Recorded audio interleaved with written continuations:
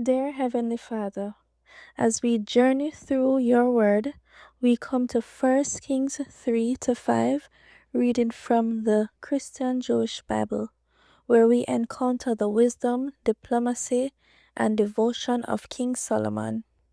Guide us as we read of his pursuit to build a house for your name. Grant us wisdom, spark our worship, and draw us closer to your presence.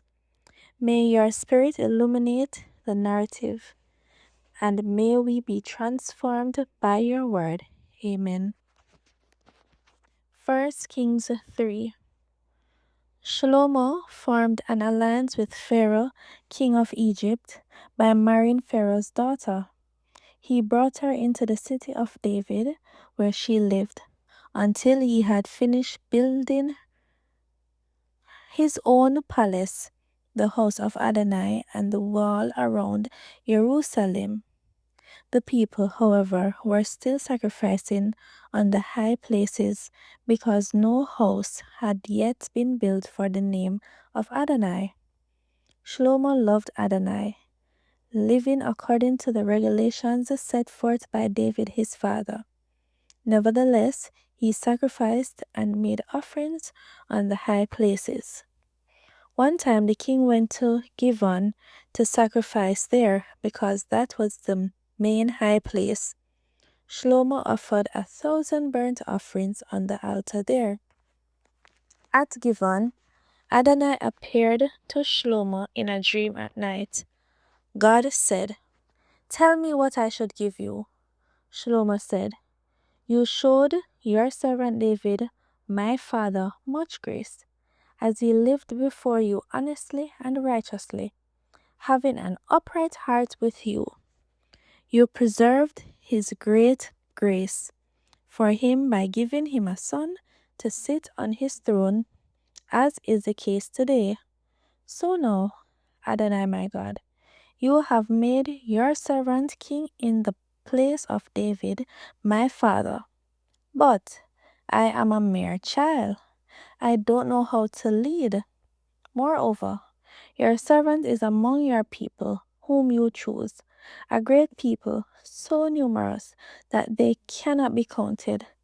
Therefore, give your servant an understanding heart, able to administer justice to your people, so that I can discern between good and bad.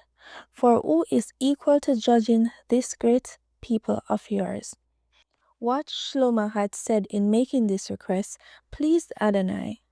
God said to him, "Because you have made this request, instead of asking long life or riches for yourself or your enemy's death, but rather ask for yourself understanding to discern justice, I am doing what you requested. I am giving you a wise and understanding heart, so that there has never been anyone like you, nor will there ever be anyone like you. I am also giving you what you didn't ask for, riches and honor, greater than that of any other king throughout your life. More than that, if you will live according to my ways, obeying my laws, and mitzvot like your father David, I will give you a long life." Shlomo awoke and found it had been a dream. But he went to Jerusalem, stood before the ark of the covenant of Adonai, and offered up burnt offerings and peace offerings. He also made a feast for all his servants. After this, there came to the king 2 women who were prostitutes. After presenting themselves to him, one of the women said, "My lord, I and this woman live in the same house, and when she was in the house, I gave birth to a baby. 3 days after I gave birth, this woman also gave birth. We were there together. There was no one else with us in the house except the 2 of us. During the night, this woman's child died because she rolled over on top of it. So she got up in the middle of the night and took my son from next to me while your servant was sleeping, and put it in her arms, and she laid her dead child in my arms. When I awoke in the morning to feed my child from my breast, there it was, dead. But when I took a closer look later in the morning, why, it wasn't my son at all, not the one I gave birth to. The other woman broke in, "No, the living one is my son, and the dead one is your son." The first one said, "No, the dead one is your son, and the living one is my son." This is how they spoke in the presence of the king. Then the king said, "This woman says, the living one is my son, your son is the dead one." While the other says, "No, the dead one is your son, and the living one is my son." "Bring me a sword," said the king. They brought a sword to the king. The king said, "Cut the living child in two, give half to one and half to the other." At this, the woman to whom the living child belonged addressed the king because she felt so strongly towards her son. "Oh, my lord, give her the living child. You mustn't kill it." But the other one said, "It will be neither yours nor mine. Divide it up." Then the king answered, "Give the living child to the first woman. Don't kill it, because she is its mother." All Israel heard of the decision the king had made and held the king in awe, for they saw that God's wisdom was in him, enabling him to render justice properly. 1 Kings 4.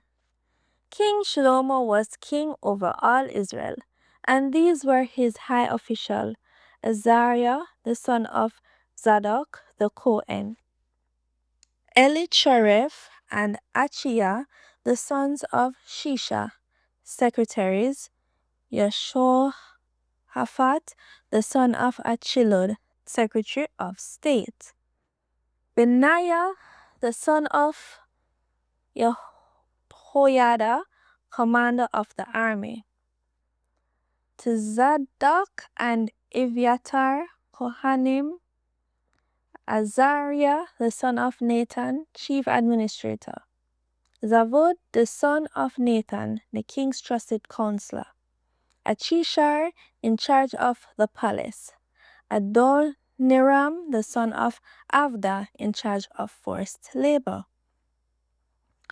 Shlomo had 12 officers over all Israel who were in charge of providing food and supplies for the king and his household. Each one was in charge of provisions for 1 month out of the year. They were the sons of Hur in the hills of Ephraim, the son of Decher in Makatz, Shalbim, Beit Shemesh, and Elion Beit Anan, the son of Hesed in Arubat. He also had charge over Soho and all the territory of Hefer, the son of Avinadav in all the area of Dor. He had Tafat, the daughters of Shlomo, as his wife, Bahanna, the son of Achilud in Tanakh, Megidad, and all Beit Shan by Tzartan below Yisrael, from Beit Shan to Avel Meshola, as far as beyond Yokmeam. The son of Giver in Ramoth Gilead, he was in charge of the villages of Yair, the son of Manasseh in Gilead, and in charge of the region of Argob in Bashan, 60 large cities with walls and bronze bars. Achinadav, the son of Edo in Mashanaim, Achimmatz in Naphtali. He also took Basmat, the daughter of Shlomo, as his wife.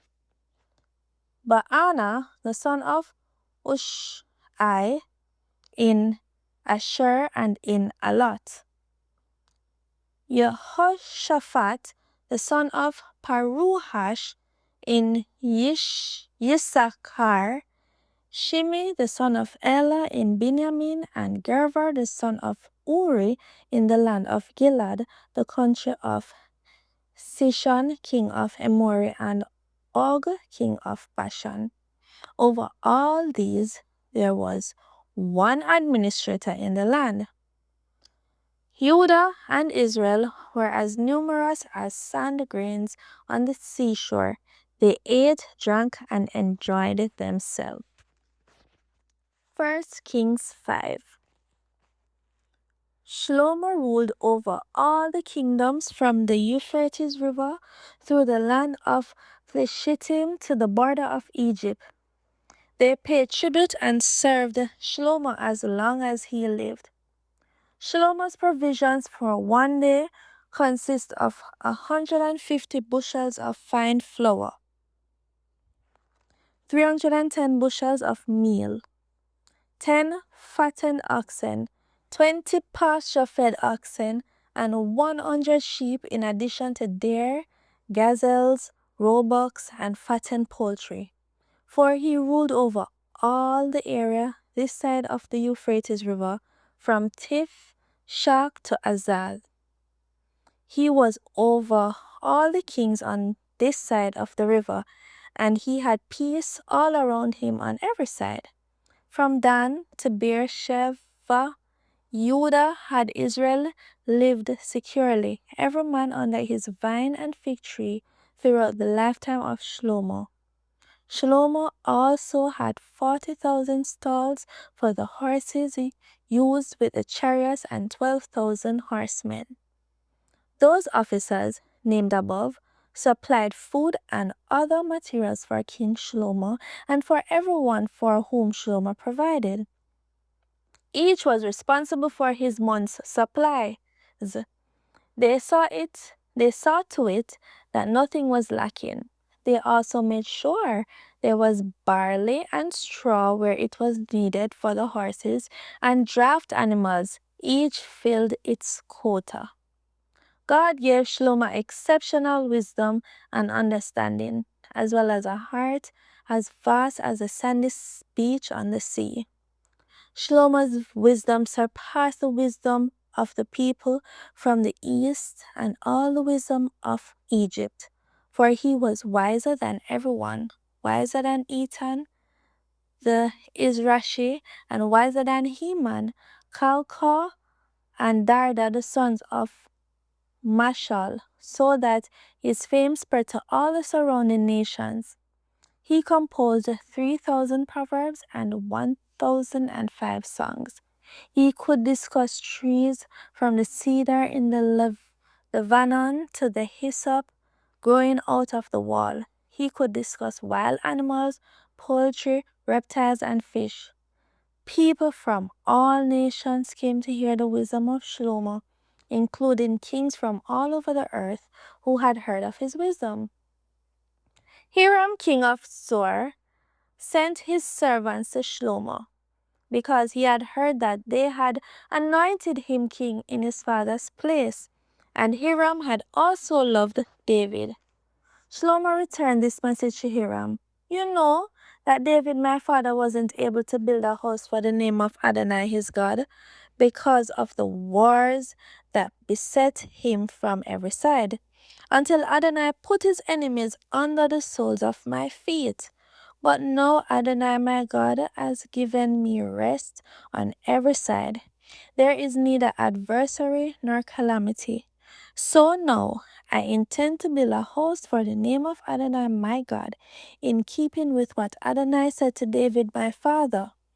Your son, whom I will put on your throne in your place, will be the one to build a house for my name. Therefore, order your people to cut down the cedar trees from the Lebanon for me. My servants will be your servants. I will pay your servants according to everything you say, for you know that we have no one among us as skilled in felling trees as the Zidonim.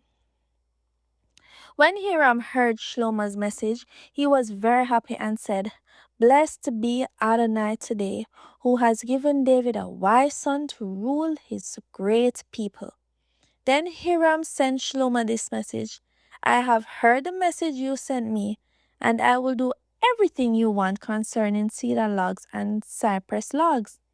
My servants will bring them down from the Lebanon to the sea. I will make them into rafts to go by sea to whatever place you tell me, and will have them broken up there, and you will receive them. You will compensate me by providing food for my household. So Hiram gave Shlomo all the cedar logs and cypress logs he wanted, and Shlomo gave Hiram 100,000 bushels of wheat as food for his household, and 1,000 gallons of oil from pressed olives. This is what Shlomo gave Hiram each year. Adonai gave Shlomo wisdom as he had promised him, and there was peace between Hiram and Shlomo. The two of them formed an alliance together. King Shlomo conscripted 30,000 men from all Israel for forced labor. He sent them to Lebanon in monthly relays of 10,000. They would stay a month in the Lebanon and 2 months at home. Adoniram was in charge of the forced labor. Shlomo had 70,000 men to carry loads and another 80,000 stonecutters in the hills, besides Shlomo's 3,300 supervisors who were in charge of the people doing the work. The king gave orders, and they quarried large stones, expensive stones, to lay the foundation of the house with cut stones. Shlomo's and Hiram's builders, along with the men from Gival, worked the stones and prepared the timber and stones for building the house. Hi, my name is Camille, and that was week 15, day 4 of the Tanakh reading.